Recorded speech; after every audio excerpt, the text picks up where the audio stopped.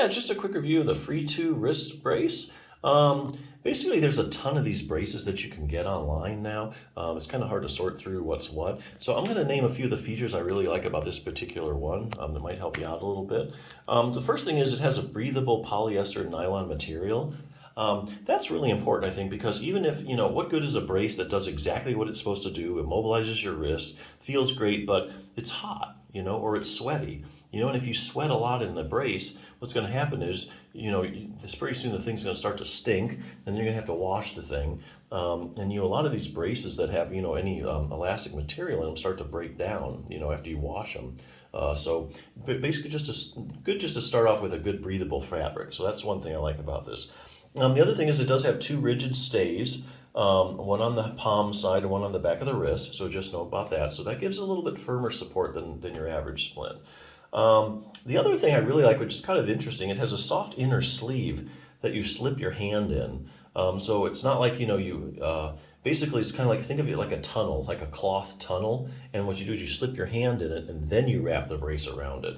So this makes it a whole lot more comfortable, to wear and sleep in. So it's not just like you're putting on the brace and you're wrapping it around your hand and your wrist. Basically, you're slipping your hand into it first. I thought that was kind of clever. I had never seen that before.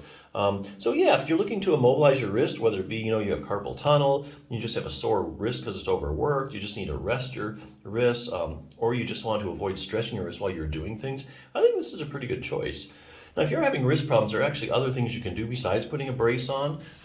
There's a book, The Sore Wrist Solution, that has a lot of cool things. I just want to show you a couple things you can do for your wrist besides the brace, which is a good thing. Starts out with some anatomy, shows you how your wrist is made of. Increase wrist circulation. So a lot of people know, okay, increase circulation, you can use a heating pad. That's nothing groundbreaking. Heat does, relax everything, increases circulation to all the tissues. This shows you how to make one out of a sock and rice, which I thought was pretty cool. But what about contrast therapy? This is something a lot of people don't know about. It's alternating heat, cold, heat, cold, heat, cold. And when you do that, you really flush the circulation, and I'll flush the toxins out, and you really get an inflow of circulation to it, a blood flow. So basically it has a really cool effect of really like super circulating, all the blood in your wrist. So it's something really good to try. And you can do this in your sink if you don't want to use a hot and a cold pack. Really interesting.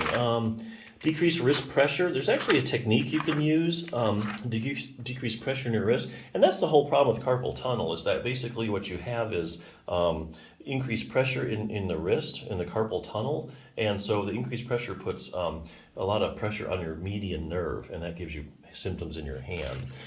So getting that pressure down is really important if you're going to heal from that. So there's a simple technique you can do. You do that for about a minute, and it can decrease, studies show it can decrease the pressure in your carpal tunnel up to 15 minutes.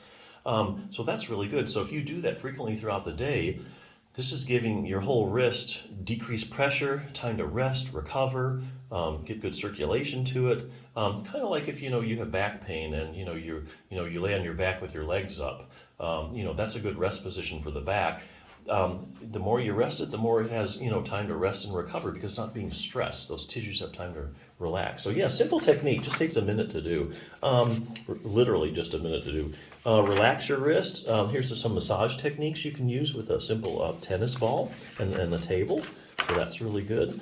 And probably the one I like the best. Let's see here.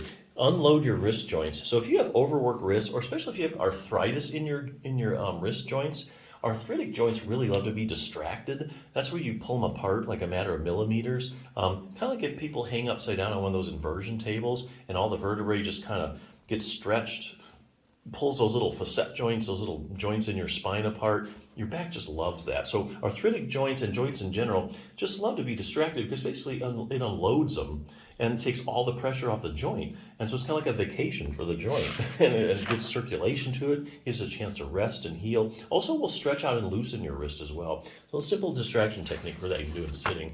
Actually, a lot of things you can do for your wrist if you know what to do. But perhaps the easiest is just putting a brace on it. Nothing like getting good old rest to help you recover. So if you're looking in the market for one of these things, check it out. It's pretty good.